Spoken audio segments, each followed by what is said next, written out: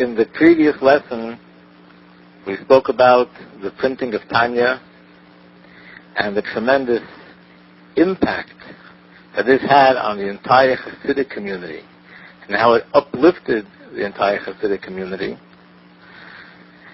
And we'll soon discuss the effect that it had on the opposite camp, how the Misnagdim, after the printing of the Tanya, actually launched an aggressive campaign to do everything it possibly can to destroy Chassidus and discredit the Alter Rebbe and so on and so forth. We'll soon go into those details. The previous lesson we also spoke about the uniqueness of Tanya. That this sefer, Tanya Kadisha, is unique and is exceptional even compared to the Maimorim of the Rabbeim. And we brought different stories and different statements and phrases in regards to this point. Before we go on with the story of how the Misnagdim launched their aggressive campaign after the printing of the Tanya, we'll just mention a few more points about Tanya itself. And that is, in one of the previous lessons, we mentioned the story with the Rebbe in Dvoraleya, that the Tzemach Tzedek was once involved in going to Peterburg, and it was a very serious issue. He went there to defend the Yidden and the Hasidic movement in particular against the Maskilim, the Haskalah movement. And when he went to Lozhna, to the gravesite of his mother, the Rebbe in Dvoraleya, she told him that she was in the Heichel, in the chamber of the Baal Shem Tov, and he gave her a remedy for her son, for the Tzemach Tzedek. And the remedy was that through this remedy he can overpower all these forces of the opposition, Chitas, Chumash, Tehillim, and Tanya. And because he knows all this by heart, word for word, so we're saying by heart Pashas of Chumash, and chapters of Tehillim, and chapters of Tanya, this will overpower and destroy the opposition. When the Rebbe Rashab repeated this story, he added that one Perek Tanya Bal Peh, just reciting one chapter of Tanya by heart, brings an abundance of bracha v'hatzlacha. We know that the Frierdiker Rebbe, the previous Rebbe, actually instructed many individuals, also spoke about this in public, that there is special importance in knowing at least the first 12 chapters of Tanya by heart, including the Hagdama, including the introduction. It should also be pointed out that initially when the Tanya was printed, as we know, we mentioned this before, only 2 volumes were printed, Tanya and Shari Yichud V'Amunah. However, initially the Alter Rebbe had a thought that Shari Yichud V'Amunah should be volume 1, and the part of Tanya which we have should be volume 2. And then the Alter Rebbe made his final decision that Tanya was volume 1 and Shari Yichud V'Amunah is volume 2. And then later, the Alter Rebbe added a third part, which is Igeres HaTshuva.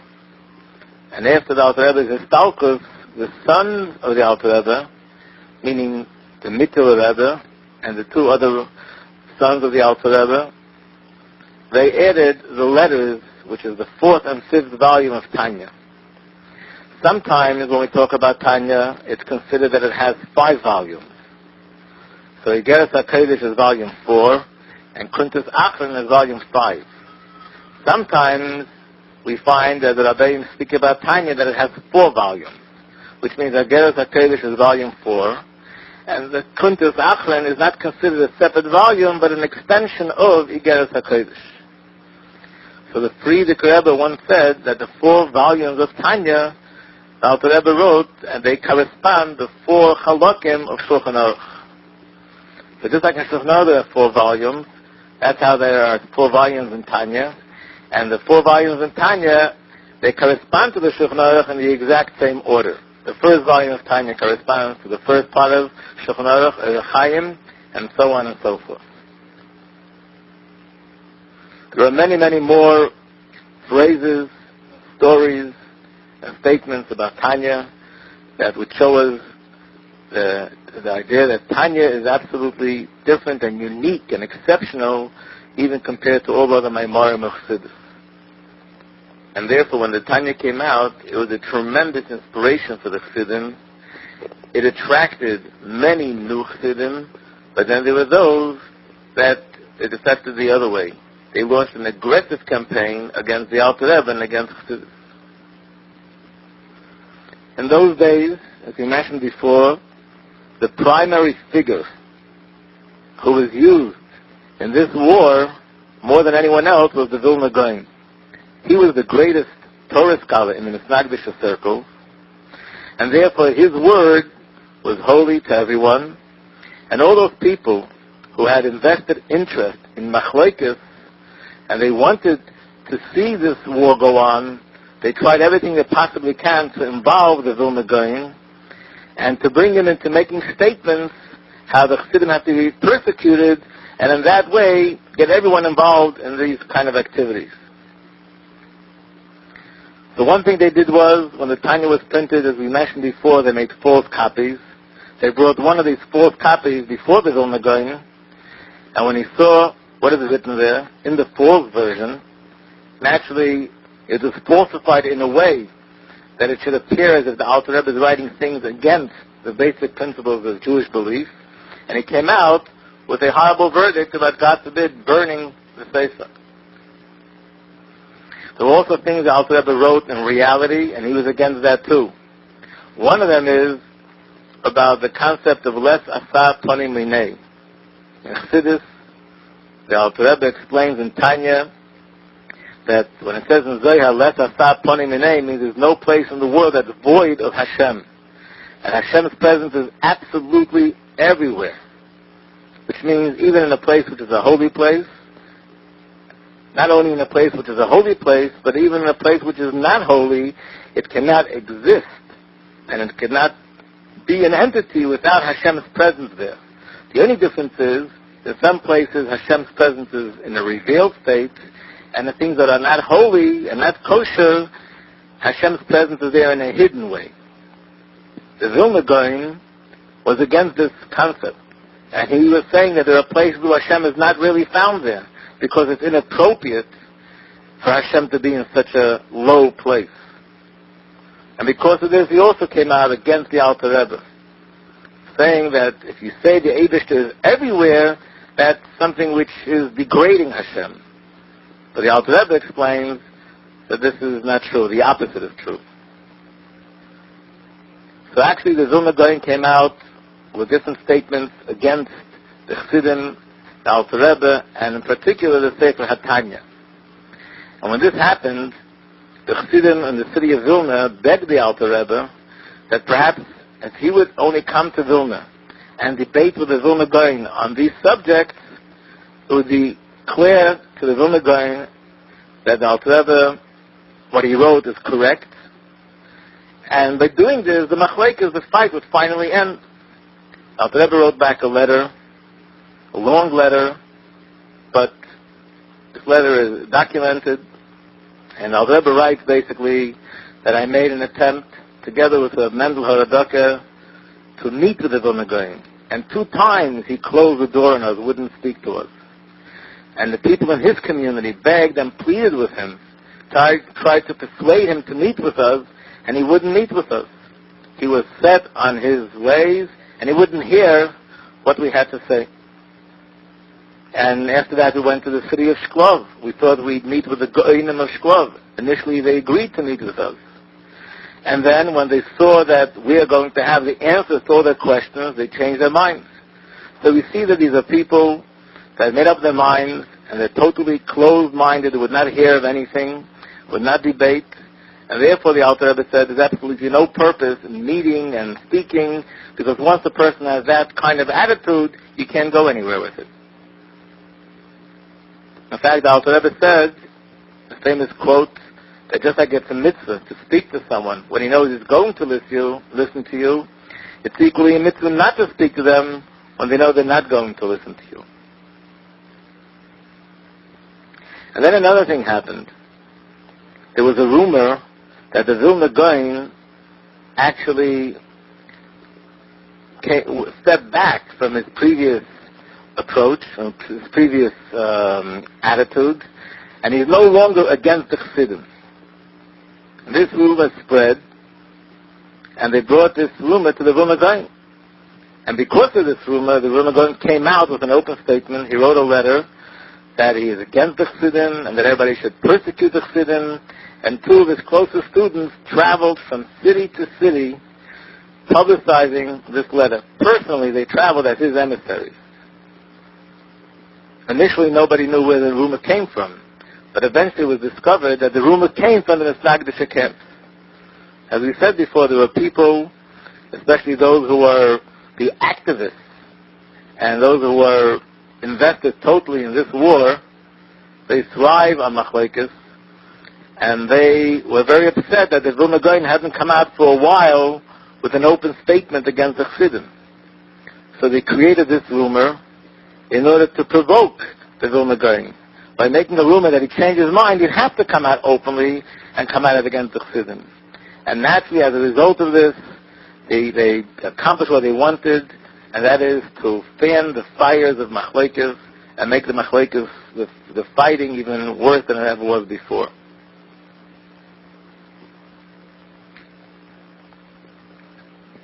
A year later, Tov Kuf Nun Ches, during the Yontev of Sukkot, Chol HaMoed, that was a tragic day that the Vilna Gaon was nostalgic. And when this happened, the Alter Rebbe immediately sent letters to the Chassidim that God forbid nobody should open their mouth to say anything negative about the Vilna Gaon, knowing that he was such a force in fighting Chassidus and against Chassidim and Chassidus. Alter Rebbe warned his Chassidim and cautioned them that nobody should open their mouth, God forbid, and say anything negative. But naturally, there were those who had only one interest, in fanning the fires of machlekes. So they said, they took advantage of this tragedy, and they said, now is the time to fight the war of the Vilna Gaon. This is what he always wanted, and we have to do everything we possibly can to totally eliminate the Chassidim. In order to hype up the people even more, they spread rumors that Chassidim did all sorts of horrible things after the Vilna Gaon passed away. And in that way, to use the sentiments of people and the emotions of people, when people were very sensitive and had the feelings that they had when the Vilna Gaon passed away, to use that and turn that into hate towards the Chassidim. And we find the letters that the Alter Rebbe sent during that period. He sent letters to leaders in the Misnagdisha communities, and he sent letters to the Chassidim. To the Misnagdisha communities, he sent letters arguing with them that everything they did, that the declarations they came out with, and the verdicts they came out with, were absolutely baseless according to Torah. Because they came out with the verdicts that the Chassidim are allowed to be beaten, and the Chassidim, their money, their possession is allowed to be destroyed, their livelihood is allowed to be destroyed, and the Chassidim found themselves in such a tzara that they never had before.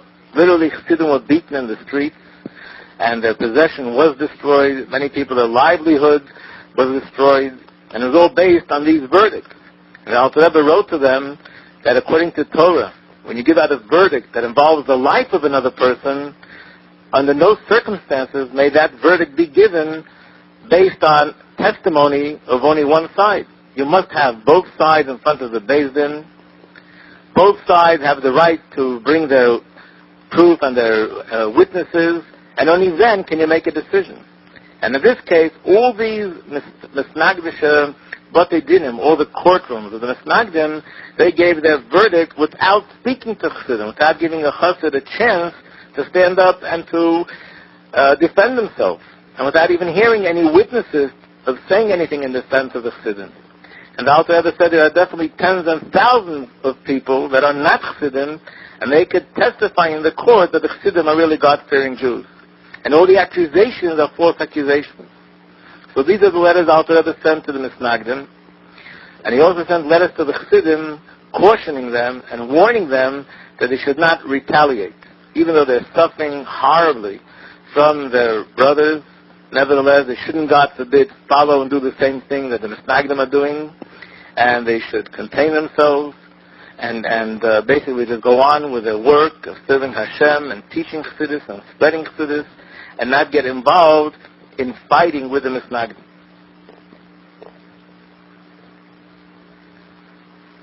When the Misnagdim saw that all their efforts are really failing in terms of convincing people that the Chassidim are not God-fearing Jews. By that time, there were thousands of Chassidim, and they were in all the cities throughout Russia and Lithuania, and they were in all the Misnagdish communities. People got to know them and saw that they were really God-fearing Jews, incredible Torah scholars, and it was clear that the rumors about them were all false rumors. So the Misnagdim had no choice, but they had to find a new route how to destroy Chassidus. It couldn't be by convincing other Misnagdim against the Chassidim. It just didn't work. What was the new route? The Rahman al-Islam, they went to the lowest level, and they chose the route of informing the non-Jewish authorities and trying to have the Alter Rebbe arrested and, God forbid, executed. And not just the authorities of the local city, but talking about the authorities of Russia, Petersburg, the capital, the Tsar himself. And they wanted to bring some sort of false accusation against the Alter Rebbe that he should be arrested by them, and they should, God forbid, through their ways, finish and stop the Alter Rebbe and Chassidus. This is what was going on during that time period, but as I've explained in many theses, that this is all the result of what was going on a higher plane, and a result of the printing of the Tanya. That because the Tanya was printed, and this was a milestone in terms of spreading Chassidus into the world, it was a whole new dimension of spreading Chassidus. Therefore, there was an opposition by the Satan in heaven trying to stop the Alter Rebbe. Just to explain a little bit what was going on, we know that if you look in Tanya and the Chassidus of the Alter Rebbe, you see that the teachings of the Alter Rebbe don't seem to be written in the same way as the teachings of the Baal Shem Tov, which were very short and very brief. And to some people, this appears as if the Baal Shem Tov taught the Chassidus in one way and the Alter Rebbe in a different way. But it's really not true. What the Alter Rebbe did was to extend the teachings of the Baal Shem Tov further. That he took the teachings of the Baal Shem Tov and he brought it down to the level that every individual could understand, could digest, and relate to and live with it. So Chassidus Chabad and Tanya in particular, these are the very teachings of the Baal Shem Tov himself, only extended more and more revealed. And this is actually hinted in the Tanya itself. In the Haskama that Rabbi Yehuda Lev HaKohen wrote, he writes, Yismach Yisrael, B'Gavos Divrei Kodesh. And now Yisrael will be happy with his holy words being revealed. Literally, this means that now the Jewish people will be happy that the holy words of the Alter Rebbe will be revealed by having it printed. But he's also hinting here to the Baal Shem Tov. The Baal Shem Tov's name was Yisrael, and he's saying, and now Yisrael, the Baal Shem Tov, will be happy because the Baal Shem Tov's word will be revealed by the Tanya. Because the Tanya is the extension, revelation of the Baal Shem Tov's teachings. As we know that the teachings of the Baal Shem Tov had to be revealed and spread out in order to bring Mashiach. There's a famous letter that the Baal Shem Tov writes to his brother-in-law, whose name was Rav Gershon Kittever. The Baal Shem Tov writes the following: on Rosh Hashanah, in the year Tov Kuv Zayin, 1747, I did Aliyah Haneshama. These are the Baal Shem Tov's words. As we know, when the Baal Shem Tov did Aliyah Neshama, means his Neshama went up L'mayla, in the spiritual realm. And when one looked at the Baal Shem Tov, he looked like he was totally unconscious, as if he was lifeless. But in truth, Talmidim knew this meant that he was doing Aliyah Neshama. And the Baal Shem Tov writes, I saw such incredible things that I never saw in my entire life. And these are things that it's impossible to relate. There's no mouth that can verbalize it, and there are no ears that can hear it.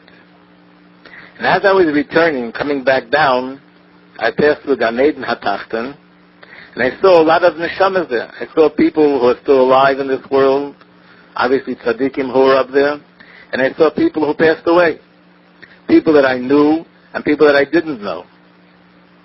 I couldn't even count the amount of neshamas that I saw. And they were all running back and forth from one world to another world, and there was a great simcha, a great joy. I also saw many Rishoyim that did tshuva, and their sins were forgiven. Because seemingly it was an Eis Rut in a very big, auspicious time, L'mayla, was some special time, L'mayla, that because of that, people were forgiven. And even in my eyes, it was a wonder how many people were forgiven and their tshuva was accepted. Even people that you, referring to his brother-in-law, you know them. And they were all very, very happy, a tremendous simcha. And they begged me to go up to a higher place with them. I went with them. I asked my Rebbe, meaning Achi Ashileni, that he should escort me because there's a danger to go in such high places. I went from one place to the next, so I finally entered the chamber of Mashiach. There was Mashiach learning Torah with the Tanoim and the Tzaddikim and those famous Tzaddikim which are called the Seven Shepherds. And there I also saw a great simcha. I had no idea why was there such a great simcha. As far as the Baal Shem Tov said, he thought, this is what he writes, he thought maybe the time came for him to leave this world. Now his neshama was joining everyone else, and that's why there was a simcha.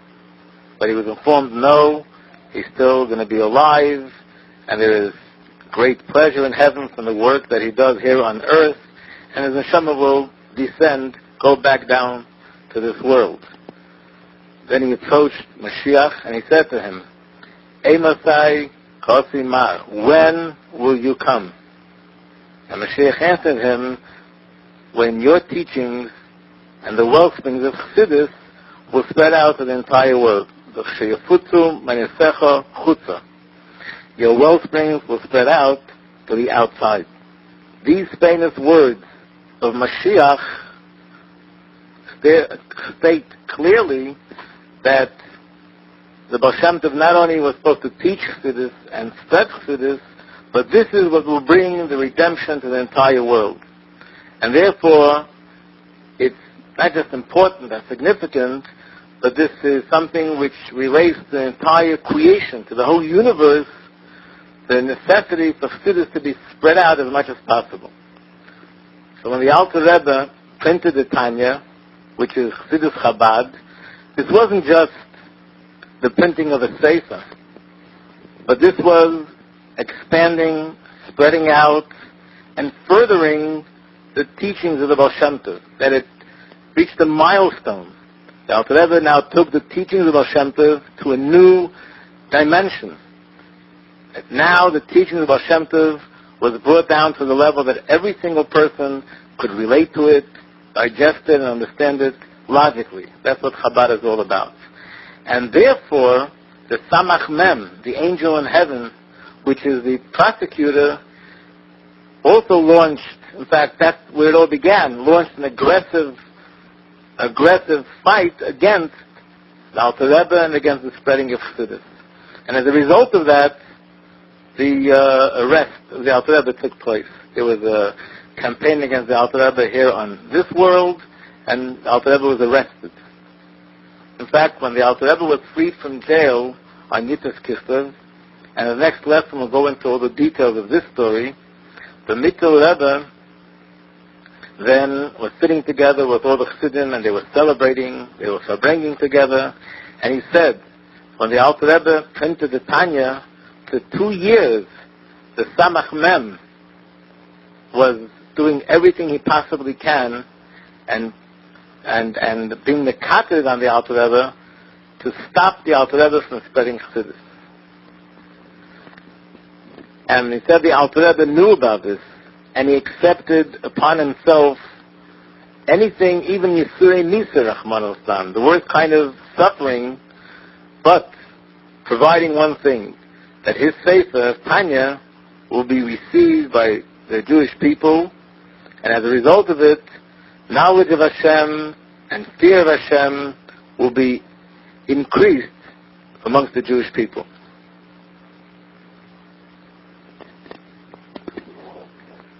So as a result of the kitur that was going on Lamaila, and that came as a result of the printing of the Tanya, there was all this going on here amongst the Misnagdim, and everything that was happening was a result of what's going on a higher plane. And ultimately, the Misnagdim did succeed in having the Alter Rebbe arrested, and yet the Alter Rebbe was freed, and in the next few lessons we'll discuss the famous story of the Alter Rebbe's arrest and his being freed on the day of Yitas Kislev.